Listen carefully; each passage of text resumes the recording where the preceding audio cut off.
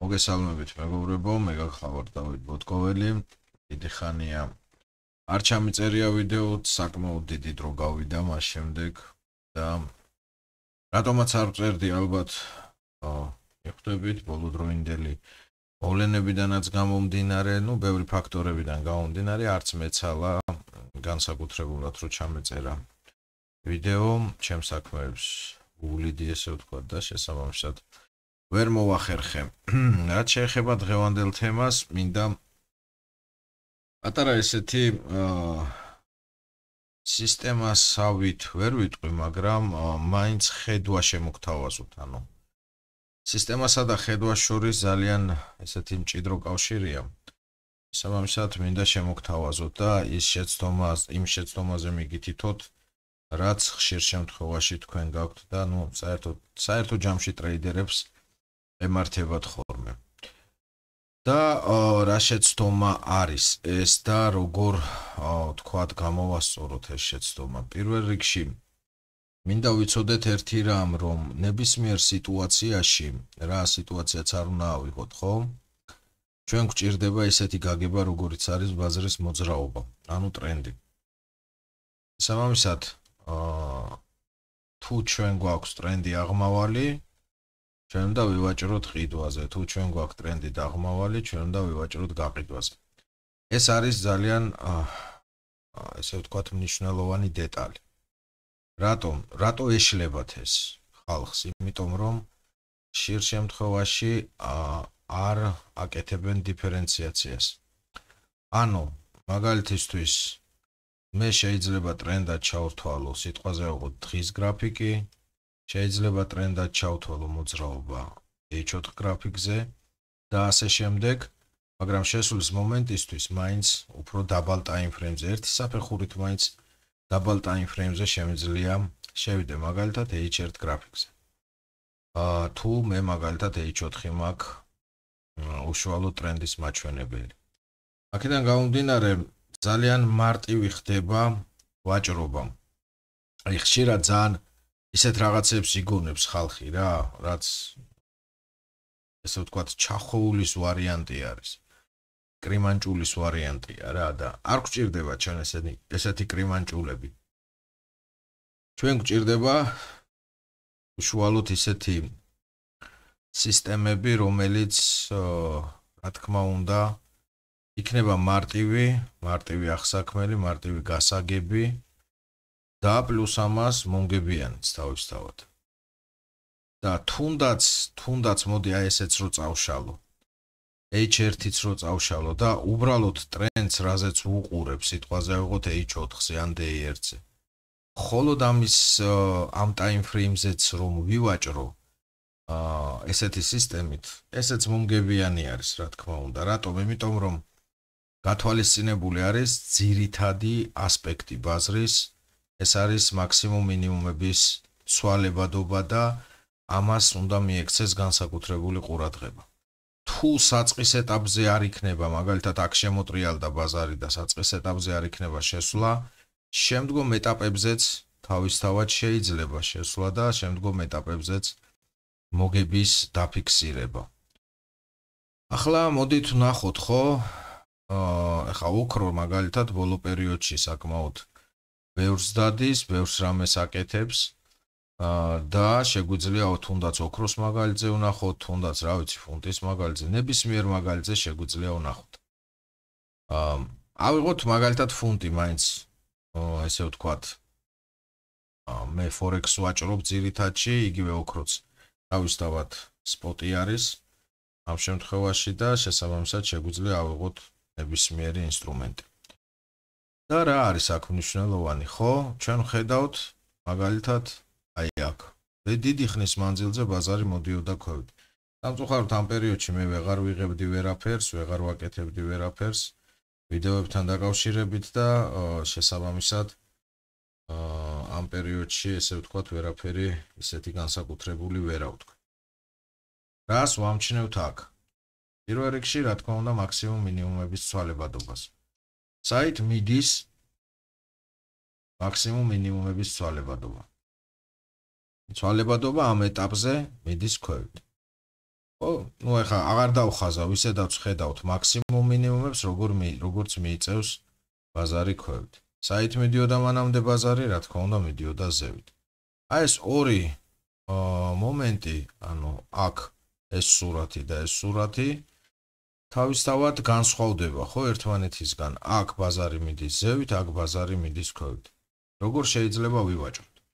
ეხლა არის თავარი შეკითხვა, იმიტომ რომ კი ბატონო, ეს ყველგან ესი არის, მაგრამ ხო შეიძლება რომ თქვათ რაღაც ისეთი გამოვიგონოთ, რითაც შეგვიძლია ვივაჭროთ. პირველ რიგში შეგვიძლია ვივაჭროთ დაბალი ფასის პრინციპიდან.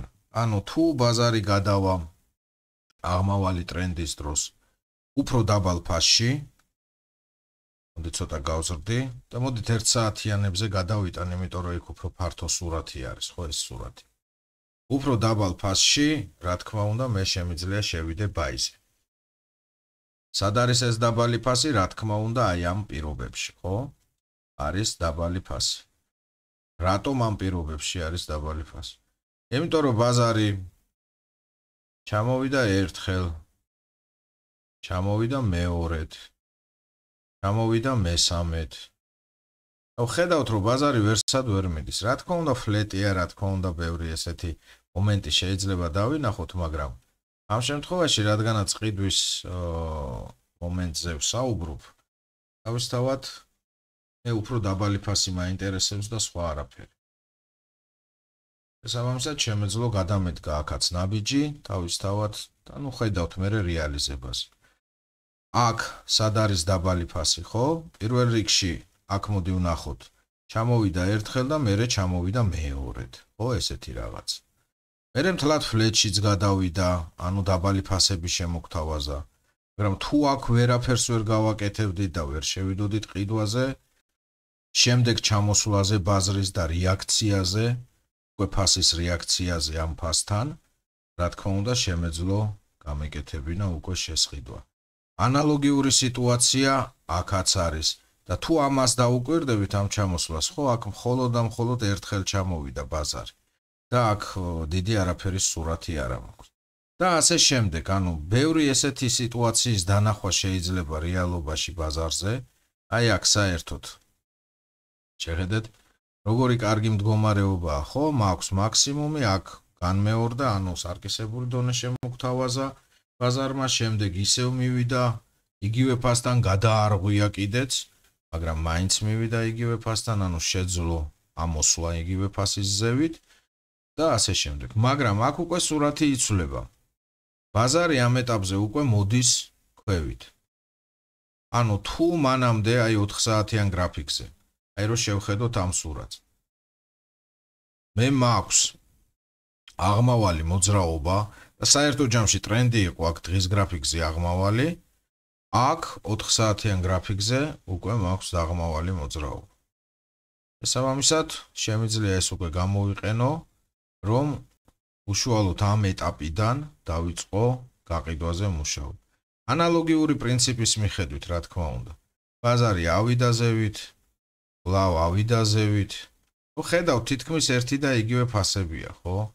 კვლავ ავიდა ზევით, ანუ ვერაფრით ვერ მიდის ბაზარი აღმავალი მიმართულებით და აქედან გამომდინარე მე შემიძლია სადღაც გავყიდო.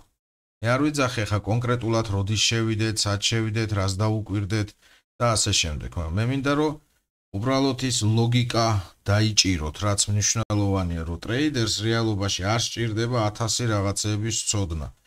თავარი არის იცოდეს ის უმთავრესი პრინციპი, რასაც ქვია ბაზრის მოძრაობა. მეტი არაფერი. შემდეგი ეტაპი თავისთავად შემდეგი ეტაპი ასევე და ასე შემდეგ და ასე შემდეგ. თუ დაუკვირდებით, აი თითქოს აქ ერთგვარად ცუდი მოძრაობები იყო, ხო? ანუ თუ შევხედავთ ამ ეტაპს ბაზარზე იყო ძალიან ცუდი მოძრაობები. მაგრამ მოდით კარგად გადავავლოთ თვალი. რეალურად მართლა ესეთი ცუდი მოძრაობები იყო თუ ჩვენ გვეჩვენება რომ ესეთი ცუდი მოძრაობები იყო და შეუძლებელია აქ შესვლა.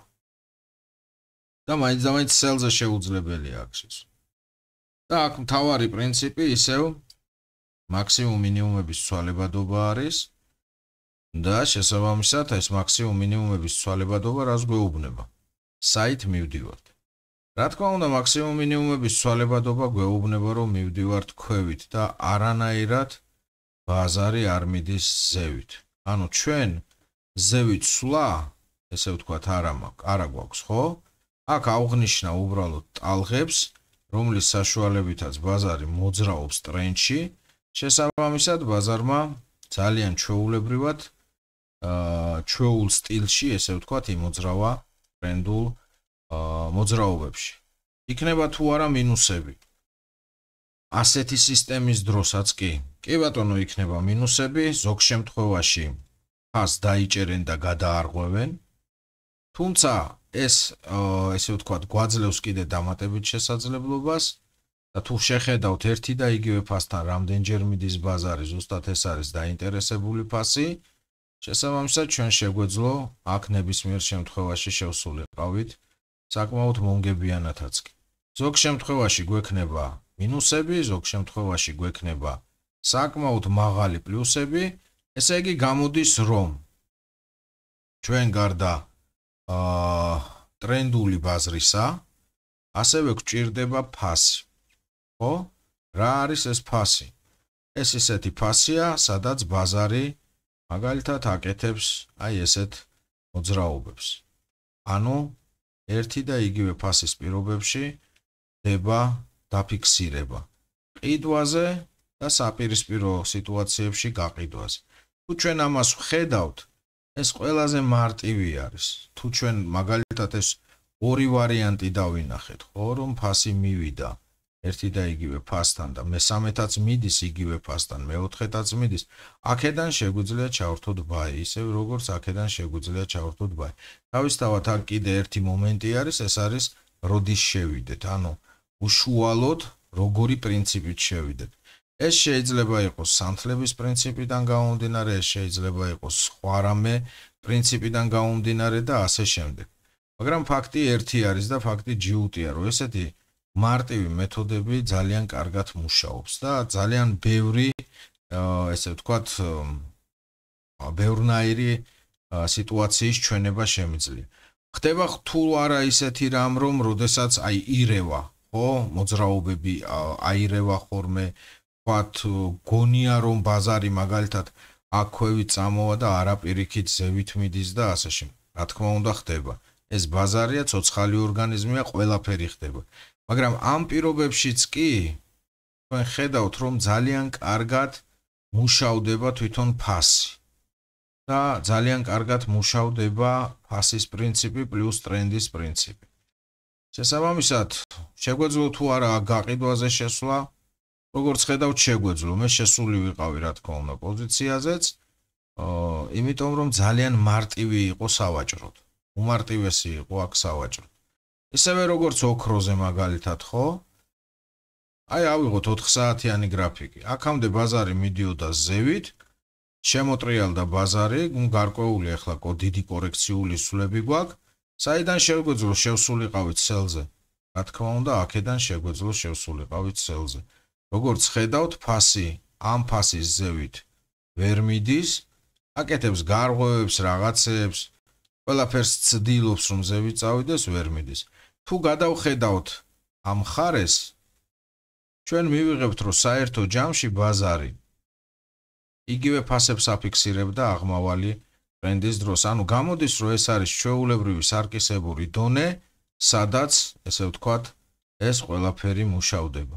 ასევე მაგალითისთვის, ხო, დაბალ ტაიმ ფრეიმზე რო შევხედოთ ახლა ჩვენს ოქროს, რას დავინახავთ? დავინახავთ იმას, რომ გარკვეულ პერიოდში ბაზარი ეცემა, გარკვეულ პერიოდში ბაზარი ზევით მიდის, ანუ შიდა მოძრაობებს დავინახავთ. აქაც თუ ჩვენ გვაქვს რაიმე ისეთი ხელჩასაჭიდი სიტუაცია, სადაც მაგალითად შევიდოდით, კი ბატონო, შეგვეძლო შევსულიყავით, ხო? ერთ-ერთი სხვათა შორის ეს პოზიცია მე ჩახურული მაქვს, ერთ-ერთი სხვათა შორის საკმაოდ კარგი სიტუაცია იყო აი ამ ეტაპზე, ანუ საერთო ჯამში ახლა ვავლებ ხაზს, რა თქმა უნდა, ეს არ არის ჩემი აღნიშვნა, ეს ესე ვთქვათ ტრენდის ხაზით ნიშნავ ხოლმე გარკვეულ კორექციებს და ასე შემდეგ, ეს არ არის შესვლისთვის თავისთავად და ერთ-ერთი საუკეთესო შესვლა იყო აი აქ. და რა არის ეს შესვლა? ხო, ჩვეულებრივი შესვლა არის, როდესაც ფასი ერთი და იგივე ფასს გვიფიქსირებს და ხედავთ მერე როგორი კარგი ვარდნა წავიდა ეს ინფორმაციებზე მოხდა ეს ვარდნა მე მგონი ზუსტად ეს იყო ინფორმაციებზე როგორი კარგი ვარდნა წავიდა დაღმავლობაში. ასე რომ მეგობრებო, აი ეს მარტივი ერთგვარად სისტემა ხო თქვენ შეგიძლიათ გამოიყენოთ. თავარი არის არ მოიგონოთ და არ ჩაახუჭუჭოთ რა სისტემები 1000 ინდიკატორით 1000 რაღაც რა ვიცი 1000 რაღაცეებით რა. თავარი არის რომ შეგეძლოთ დაინახოთ საით მიდის ბაზრის მოძრაობა. ეს ერთ-ერთი ხაზი არის საერთო ჯამში. რომ აი ამის შეიძლება გქონდეთ რომ დაინახოთ საით მიდის ბაზრის მოძრაობა. ეს არის მთავარი მომენტი. მეორე მომენტი ეს არის დაინახოთ სად აკეთებს აქცენტს ფასი და მესამე მომენტი უნდა აირჩიოთ ესე ვთქვათ როგორი სიტუაციით შესვლა უფრო თქვენთვის მისაღებია და ხელმისაწვდომია თავისთავად. და დანარჩენი უკვე ტექნიკის საკითხია, ხო, იქ სტოპის სად დადოთ, იქ თეიქის სად დადოთ. აი თეიქის მომენტი მაგალითად შეგიძლიათ საერთოდ არ გამოიყენოთ ერთი სამთან და დაელოდოთ რაღაც დიდ დონეებთან ან მიმდინარე დონეებთან ბაზრის მისვლას და იქ მერე ფასის მოქმედებას. თუ გაჩვენებთ შემოტრიალებას დახუროთ თუ არა და უბრალოდ გაყვეთ ტრენდს და ამით უფრო მეც აიღებთ დამიჯერეთ ვიდრე ფიქსირებული ვთქვათ take profit-ით. ესეც შეგიძლიათ გამოიყენოთ რა თქმა უნდა. და ბოლოს რისი თქმაც მინდოდა, ხო? მინდოდა იმის თქმა რომ მუშაობ წიგნზე უკვე იმედი არის მალე დავასრულებ. საკმაოდ შრომატევადი არის წიგნზე მუშაობა, ეს იქნება სავარაუდოდ პირველი ტომი. ტომი რა, ცოტა ესეთი ნათქვამია ტომი. პირველი წიგნი. წიგნებიდან ალბათ ერთი 3 წიგნი გამოვა. ზუსტად არ ვიცი, მაგრამ პირველი წიგნი იქნება ყოველ შემთხვევაში, სადაც ბევრი რამე საინტერესო იქნება თქვენთვის და იმედი არის რომ იმედია წაიკითხავთ. იმედია შემიფასებთ, რა თქმა უნდა, დადებითად. იმედი მაქვს ყოველ შემთხვევაში რომ გაიგებთ საუკეთესოდ ამ წიგნს. და ამ წიგნში რაც წერია და როგორ წერია. ყოველ შემთხვევაში ვცდილობ რომ გასაგებ ენაზე დავწერო. ასე რომ სულ ეს არის რისი თქმაც მინდოდა, ყველას წარმატებებს გისურვებ და შევხვდებით შემდეგ ვიდეოში.